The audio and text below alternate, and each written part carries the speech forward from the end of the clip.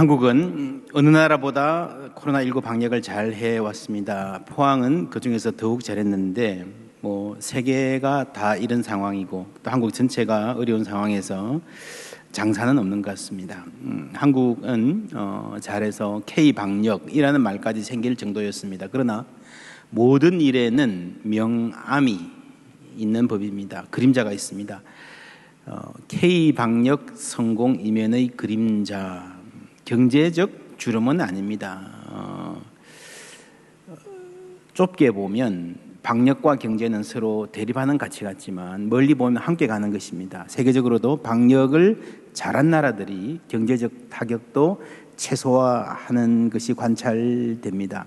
한국 사회의 그늘은 이것입니다. 한국인 코로나 걱정, 선진국 중 최고 수준. 우리는 방역을 잘 해내고 있지만 심리적으로 많은 대가를 지불했습니다. 내가 코로나에 걸리면 어떡하지 하는 건강 걱정보다는 이웃에 폐가 되지 않을까, 혹 손가락질 당하지 않을까 하는 마음이 더 크다고 합니다. 그래서 힘듭니다. 서구 국가에서는 자유를 외치는 소리가 높습니다. 이동할 자유, 마스크 쓰지 않을 자유를 왜 국가가 제한하느냐 합니다. 이 나라들에서는 정치적 자유를 이야기하지만 사실 한국에서 정치적 억압은 그렇게 크지 않습니다. 오히려 사회적 억압, 심리적 억압이 압박이 심합니다. 다른 사람에게 어떻게 보일까에 신경 쓰는 게 힘듭니다. 방역을 잘 했다고 하는 이 지점에 바로 한국 사회의 약점이 있습니다. 같은 결과를 내는데 한국인들은 지불해야 하는 심리적 비용, 마음고생이 훨씬 더 큽니다. 서로 비난하고 남의 시선을 지나치게 의식해야 하는 것. 그래서 이 사태가 오래 계속된다면 우리 사회는 이것 때문에 더 심각한 문제를 겪을 수도 있습니다. 방역은 철저히 하되 이 긴장이 완화되어야 되고 이 극심한 신경증은 치유되어야 됩니다. 사실 교회가 사회에 기여해야 할 대목이 여기입니다. 교회는 교회 자체의 미래를 걱정하기보다 이 사회의 아픔을 보듬고 살펴야 됩니다. 조심하는 것은 필요하지만 서로 과도하게 비난하지 않도록, 그 긴장 가운데서 상처 주지 않도록, 그래서 우리가 진정한 자유, 마음의 자유를 누리고 평안을 누리고 좀 답답하더라도 여유 있게 살 수 있는, 이웃의 희망을 전하는 진원지가 되어야 됩니다. 그런데 지금은 교회가 두들겨 맞느라 정신없어서 앞가림하기도 힘드니 참 안타깝습니다. 우리부터 그렇습니다. 이 초유의 사태에 긴장하고 잘 대처해야 하지만 지나치게 걱정하고 이 일에 마음을 빼앗기는 것은 좋지 않습니다. 우리 교회가 이 계절에 100일의 성경 통독하는 이유 중 하나입니다.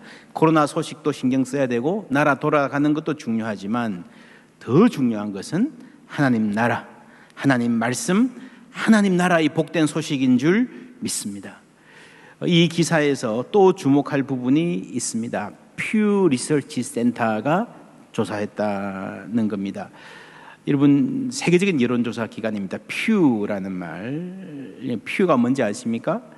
교회당에 있는 장의자를 퓨라고 합니다. 그래서 이 퓨 리서치 센터는 기독교가 시작한 여론조사 기관입니다. 지금 이 홈페이지에 제가 어제 들어가 보니 이런 모양이 되어 있습니다. 중요한 기사가 미국에서 부모들의 신앙 습관이 자녀들에게 잘 개선되고 있는 가정이 많다라고 하는 반가운 소식입니다. 이게 기독교에서 시작한 여론조사 기관이 세계 전체의 여론을 주도하는 공신력 있는 기관이, 대표적인 여론조사 기관이 된 것입니다. 미국 기독교가 겉으로 문제 많아 보이지만 그래도 저력이 있는 것은 신학, 그리고 여타 학문에서 기독교적 연구가 쌓여 있는 것이고 합리적인 중심이 있다는 것입니다. 물론 미국에도 여전히 목소리만 높이는 그런 사람들이 많지만 그래도 중심이 있습니다. 한국 교회는 반성해야 됩니다. 벌써 150년 가까운 역사가 있으면서도 하나님의 음성을 듣고 순종하는 것에도 둔감했고 사회와 호흡하고 여론의 목소리를 들을 줄도 몰랐습니다. 그래서 다다른 막다른 골목, 오늘 말씀 24절에 기록된 바와 같이 하나님의 이름이 너희 때문에 이방인 중에서 모독을 받는도다. 우리는, 교회는 세상이 우리를 어떻게 보는가도 알아야 됩니다. 최근에 우리 교회 당회에서는 기독교인들에 대한 사회의 인식, 여론조사를 함께 검토하기도 했습니다. 객관적인 여론을 읽어내는 것 앞으로 한국교회가 노력해야 될 과제 중에 하나입니다. 그렇지 않으면 그냥 자기들끼리 모여서 자기들만 잘났다 그러고요, 세상이 어떻게 돌아가는지, 사람이 뭐라 그러는지, 하나님이 그 세상에서 어떤 일을 하시는지 모르는 외딴 섬에 사는 사람들이 될 수 있습니다. 오늘 말씀에 나오는 당시 유대인들의 모습이 그랬습니다. 오늘 본문은 유대인이라 불리는 내가라는 말로 시작합니다. 이렇게 번역할 수 있습니다. If you call yourself a Jew, 당신이 유대인이라 자칭한다면입니다. 스스로 그렇게 부른다는, 그렇게 생각한다는 거예요. 그리고 쭉 내려가서 마지막에 무릇 표면적 유대인이 아니며 표면적 육신의 할례가 아니니라 오직 이면적 유대인이며 할례는 마음의 할지니. 그래서 이 문단의 주제는요, 누가 진정한 유대인인가, 누가 참 하나님의 백성인가입니다. 여러분, 누가 참 하나님의 백성인가, 이거는 로마서 전체의 주제이기도 합니다. 이 지금 로마서 1장, 2장, 3장 전반부를 단순히 모든 인간은 죄인이다, 그래서 모조리 남김없이 이방인도 폭격하고 유대인도 때려 부수고 이렇게 해서 모든 인간은 죄인이다라는 말을 끌어내려고 하는 게 아니에요. 이 과정에서 정말 하나님의 백성은 누구인가를 말하고 싶은 겁니다. 이 유대인들은 스스로를 어떤 사람으로 생각하고 있었을까요? 2장 17절에 내가 율법을 의지하고 하나님을 자랑하고 율법의 교훈을 받아 하나님의 뜻을 알고 지극히 선한 것을 분간할 줄 아는 사람이라고 스스로 생각했습니다. 이 말은 당시 유대인들의 민족적 자부심이 어디에 있었는지를 보여줍니다. 무엇이 좋은 나라인가? 요즘 많이 쓰는 말, 국격, 그런 거 있죠. 민족의 자부심, 그걸 어디에 두는가 하는 거죠. 김구 선생의 나의 소원에 보면 이런 말이 나옵니다. 나는 우리나라가 세계에서 가장 아름다운 나라가 되기를 원한다. 가장 부강한 나라가 되기를 원하는 것은 아니다. 내가 남의 침략에 가슴이 아팠으니 내 나라가 남을 침략하는 것을 원치 아니한다. 우리의 부력은 우리의 생활을 풍족히 할 만하고 우리의 강력은 남의 침략을 막을 만하면 족하다. 내가 원하는 우리 민족의 사업은 결코 세계를 무력으로 정복하거나 경제력으로 지배하려는 것이 아니다. 오직 사랑의 문화, 평화의 문화로 우리 스스로 잘 살고 인류 전체가 의족해 즐겁게 살도록 하는 일을 하자는 것이다. 김구 선생은 우리 민족이 이런 특별한 사명을 부여받았다고 생각했습니다. 이런 의식을 온 민족이 함께 공유하고 있다면 그게 민족적 자의식이라고 할 수 있습니다. 여러분, 어떤 나라가 좋은 나라입니까? GDP가 높으면 무조건 좋은 나라인가? 영토가 넓고 큰 나라면 좋은 나라인가? 유대인들은 적어도 경제 부국이나 군사 강국을 부러워하지 않았습니다. 그 앞에서 기죽지 않았습니다. 그냥 이방 죄인이라고 생각한 거예요. 그들은 세상의 빛이 되라는 사명을 잘 알고 있었고 그렇기 위해서 도덕적으로 구별된 삶을 살려고 노력했습니다. 그런데 문제는 무엇인가? 맹인의 길을 인도하는 자요, 어둠에 있는 자의 빛이요, 율법에 있는 지식과 진리의 모본을 가진 자로서 어리석은 자의 교사요, 어린아이의 선생이라 스스로 믿으니. 이 자의식에 문제가 있다는 겁니다. 여러분, 이 리스트를 쭉 보십시오. 어떤 느낌입니까? 어린아이의 선생, 어둠에 있는 자의 빛, 다 대립항이 있습니다. 내가 선생이 되기 위해서 너는 어린아이가 되어줘야 됩니다. 맹인이 되어줘야 됩니다. 여러분, 전부 이방인에 대한 이야기입니다. 하나님은 유대인들에게 세상의 빛이 되라 하셨잖아요.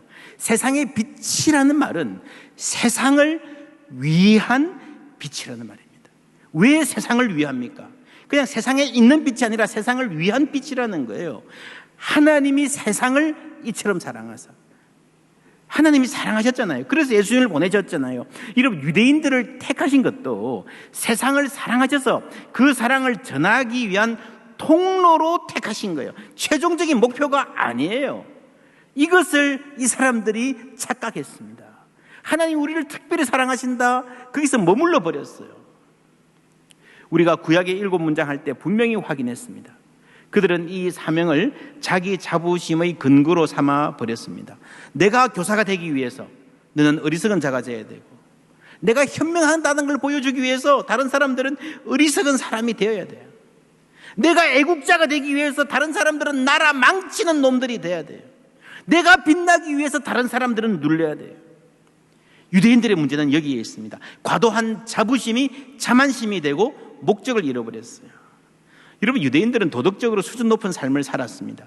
당시 유대인 회당에 이방인들이 찾아와서 나도 여러분들의 종교에 참여하고 싶습니다 하는 사람들이 꽤 있었습니다. 왜 그랬겠습니까? 유대가요, 되게 화려한 나라도 아니고 성공적인 부자 나라도 아니잖아요. 왜 그랬겠습니까? 당시 유대인들의 높은 도덕적 기준에 매료되었기 때문이었습니다. 우리가 지금 레위기 읽고 있는데 거기에 나오는 가정윤리들, 성윤리 그것만 보더라도요, 야, 이 유대인들이 이렇게 살았으면 다르게 살 수밖에 없겠다. 당시에 얼마나 문화가 엄란한지 아십니까? 로마 사회가. 어떤 학자는 로마서를 읽으면서 유대인들이 전혀 율법을 행할 마음이 없었다 그러는데, 그거는요, 바울의 수사학을 잘 몰라서 그렇습니다. 수사학이라는 것은요, 설득의 기술, 표현의 예술입니다. 둘이 먹다가 하나 죽어도 모르겠네. 무슨 말이에요? 그만큼 맛있단 말이잖아요. 뭐 누가 죽었다고? 119 불러야 되겠네. 이러면 안 되잖아요, 그죠? 22절에 우상을 가증히 여기는 내가 신전 물건을 도둑질하느냐. 여러분, 이 말을 읽고 당시 유대인들이 성전, 신전 전문 트리범 역할을 했다. 이렇게 하면 안 된다는 거예요. 무슨 말인가 하면은 이 사람들이 앞으로는 종교적인 명분을 내걸어 놓고 뒤로는 경제적인 이익을 탐하는 그런 종교 장사에 직간접으로 연루되거나 책임이 있을 수 있다는 이야기예요. 그러면 다른 사람을 가르치는 내가 내 자신은 가르치지 아니하느냐? 도둑질하지 말라 선포하는 내가 도둑질하느냐? 이 말 역시 이 유대인들이 남의 집 담을 넘거나 검거투리를 했다는 말이 아니에요. 물론 유대인들 중에서 도둑이 아예 없지는 않았겠죠. 그러나 평균적인 유대인, 자신을 세상의 빛이라 생각하는 사람들은 그런 짓 안 했습니다. 문제는 그겁니다. 그런 사람들을 도둑놈이라고 손가락질하면서 당신들은 사업하고 물건 납품하면서 거짓말하지 않습니까? 회사에서 출장비 받아서 부풀려서 설득하지 않습니까? 회사 물건 몰래 들고 나가서 마음대로 쓰지 않습니까? 일을 하고 돈 주는데 근무 시간에 나가서 놀고요, 야근하지도 않으면서 야근했다고 도장 찍고요, 그런 신문기사에 자주 나오잖아요. 여러분, 그건 도둑질 아닙니까? 사용자도 마찬가지예요. 노동자들 일 시키고 정당한 대가를 지불하지 않는 것, 그거 도둑질, 강도질 아닌가 생각해 보라는 거예요. 바울의 의도는 이런 세세한 걸 따져서 하지 마라 하라 이거 하는 게 아니라 당신이 남을 비난할 자격이 있나 생각해 보라는 거예요. 여러분, 사람이 짓는 대부분의 죄들은요, 사회적이에요. 부모 잘 만나서 여유 있게 사는 사람들은 사실 큰 죄 지을 가능성이 굉장히 작습니다. 그런 사람이 장발장이 배가 고파서 한 일을 손가락질할 자격이 있나? 네가 그에 처해봐라, 어떻게 하겠느냐, 그런 말이에요. 문제는 자랑입니다. 율법을 자랑하는 네가. 이 자랑에는 뭐가 있는가 하면요, 우리는 율법을 잘 지키고 산다는 허위의식, 자기 기만이 있습니다. 여러분, 말 잘하는 사람들은 조심해야 됩니다. 사람이 자꾸 거짓말 하다 보면요, 스스로도 속습니다. 수사학이라는 게 본래 그래요. 말 잘하는 사람들은요, 스스로 자기 말에 자기가 취해요. 내가 얼마나 잘난 사람인가 막 과장을 섞어서 떠들고 다니다 보면요, 사람들도 자기 수긍하면 먹어준다 그래요. 먹어주면 실제로 내가 그런 사람인 줄 착각합니다. 여러분, 사업하다가 망하는 사람들 중에요, 상당한 수가 그래요. 큰 실패 뒤에 작은 성공이 있어요. 작게 성공하고 나서 사람들이 대단하다 대단하다 그러니까 진짜 대단한 줄 알고 무모하게 사업하다가 완전 망하잖아요. 자기 말에 자기 생각에 스스로 취하는 겁니다. 많은 사람들이 그런 말 하잖아요. 인간의 말에는 독이 있는 것 같아. 맞습니다. 그런데 그 자기 말의 기운, 자기 말의 독에 가장 심각하게 취하는 사람은요, 스스로예요. 스스로. 자기 말에 자기 생각에 정신이 혼미해지는 거예요. 스스로 대단한 진리를 소유하고 있다는 듯이 착각하는 거예요. 로마서 2장은 이렇게 시작했습니다. 남을 판단하는 사람아. 13장에 가면은 똑같이 헤테로스라는 말이 나와서 남을 사랑하는 자는 율법을 다 이루느니라. 로마서는 일부러 남이란 말을 앞과 뒤에 같이 쓰고 있습니다. 남은 판단하지 않고 사랑해야 할 이웃이라는 말입니다.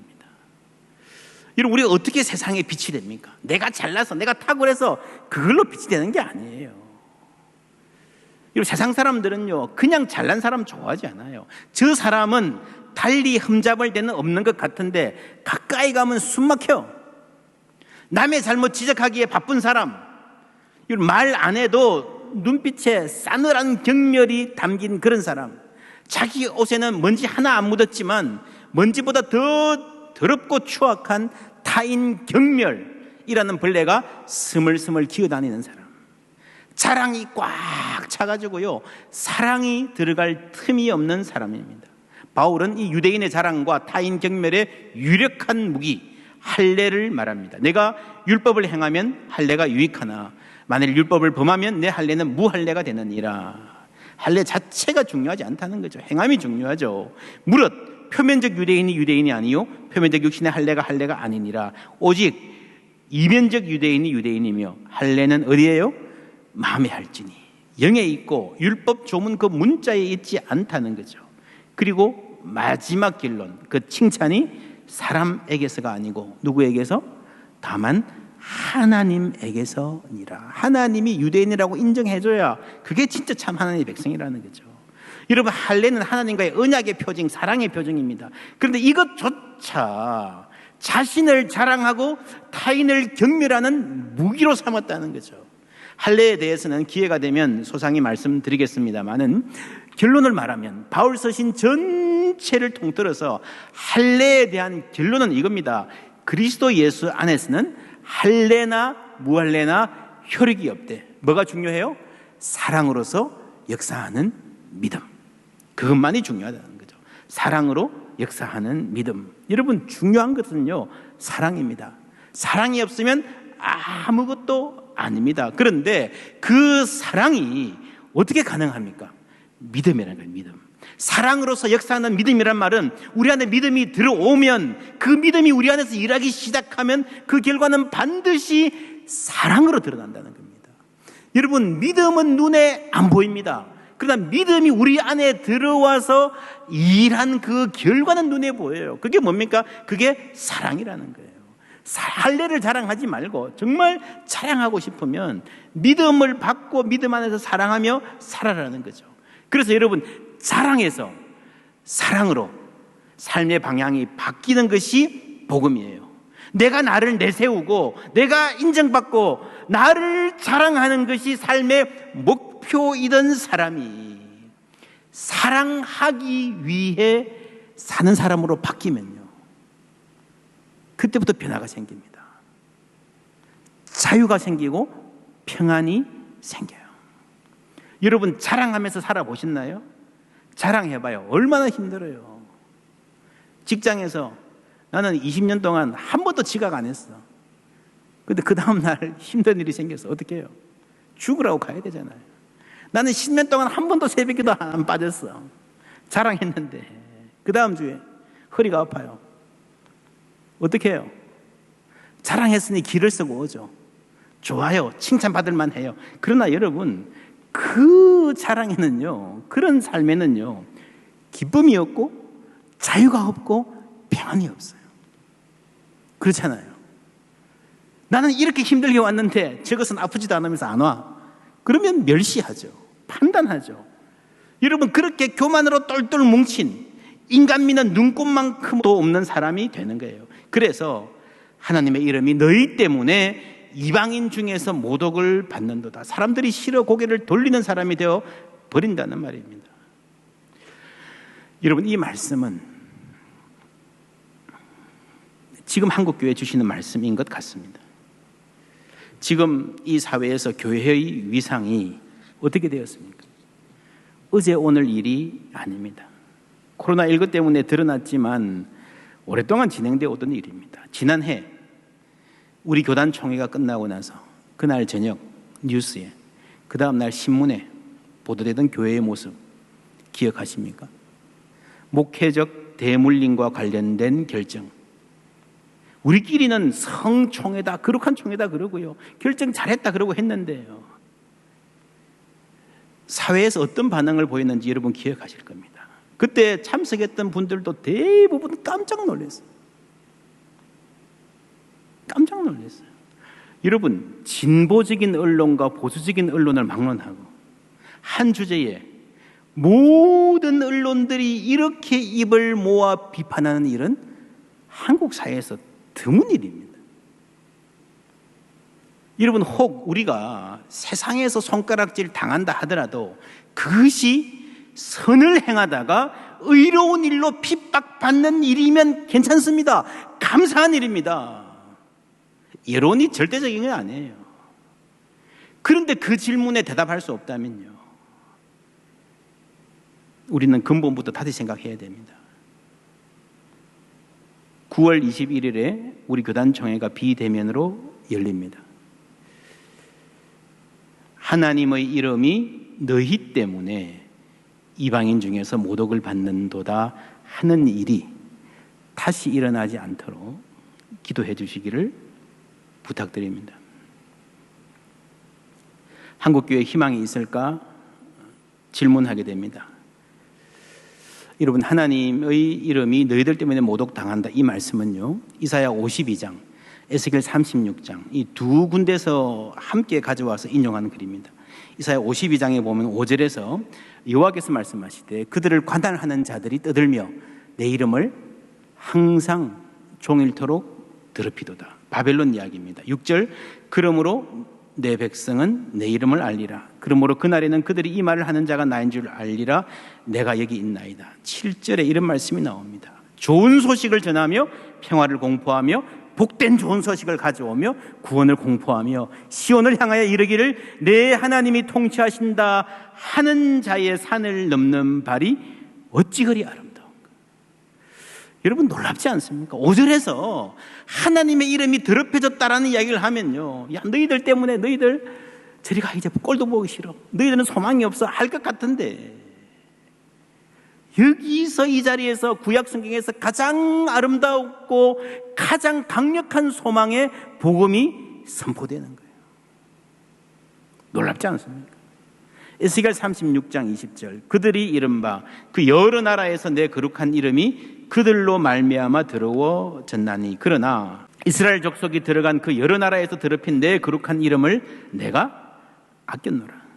그러므로 너는 이스라엘 족속에게 이르기를 주 여호와께서 이같이 말씀하시기를 이스라엘 족속아, 내가 이렇게 행하면 너희를 위함이 아니요, 너희를 위해서가 아니라 너희가 들어간 그 여러 나라에서 더럽힌, 너희들이 더럽힌 나의 거룩한 이름을 위함이라. 여러 나라 가운데서 더럽혀진 이름 곧 너희가 그들 가운데서 더럽힌 나의 큰 이름을 내가 거룩하게 할지라. 내가 그들의 눈앞에서 너희로 말미암아 나의 거룩함을 나타내리라. 내가 여호와인 줄을 여러 나라 사람이 알리라. 주 여호와의 말씀이니라. 할렐루야. 내가 너희를 여러 나라 가운데에서 인도하여 내고 여러 민족 가운데에서 모아 데리고 고국 땅에 들어가서 맑은 물을 너희에게 뿌려서 너희로 정결하게 하되 곧 너희 모든 더러운 것에서와 모든 우상 숭배에서 너희를 정결하게 할 것이며 또 새 영을 너희 속에 두고 새 마음을 너희에게 주되 너희 육신에서 굳은 마음을 제거하고 부드러운 마음을 줄 것이며 또 내 영을 너희 속에 두어 너희로 내 율례를 행하게 하리니 너희가 내 규례를 지켜 행할지라. 하나님께서 어떻게 새로운 백성을 창조하시고 그 이름을 스스로 거룩하게 하실 것인가 분명히 보여주십니다. 성령을 주셔서 그 더러운 것을 제해버리시고 굳은 마음을 부끄럽게 하시고 이때까지 잘못 섬겼던 우상, 탐욕, 그것을 버리고 온전히 하나님을 섬길 사람을 하나님 새롭게 창조하신다고 하셨습니다. 교회는, 제도교회는 앞으로 상당 기간 힘들어질 수 있습니다. 바벨론 포로 같은 치욕을 더 겪어야 할 수도 있습니다. 지금은 하나님의 이름이 땅에 떨어졌고 우리가 눈물 흘려야 할 시간인 것 같습니다. 그러나 하나님은 그대로 두지 아니하시고 자신의 이름을 아끼시고 스스로 영광 받으실 것이라고 말씀하셨습니다. 자기 이름을 위하여 거룩한 새 세대를 일으키실 것이라고 약속하셨습니다. 우리가 이 일에 쓰임받는 참 하나님 백성 되기를 원합니다. 여러분, 오늘 말씀은요, 누가 참 유대인인가, 누가 참 하나님의 백성인가 하는 질문에서 시작했습니다. 바울은 이렇게 끝맺습니다. 그 칭찬이 사람에게서가 아니고 다만 하나님에게서니라고 했습니다. 여기서 칭찬이라는 말은요, 영어로 praise입니다. praise는 사람에게 말하면 칭찬이 되고요, 하나님께 하면 찬송이 되는 거예요. 칭송. 사람을 칭송하고 하나님을 칭송하고 칭찬하고 찬송하고, 이 같은 말입니다. 여러분, 창세기, 지난 수요일날 우리 창세기의 하이라이트가 49장 기억하십니까?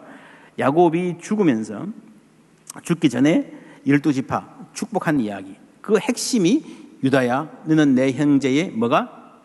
찬송이 될지라. 찬송이 될지라. 유다가 태어났을 때에 그 이름의, 그때부터 뜻이, 유다의 이름은요, 찬송이란 말이에요.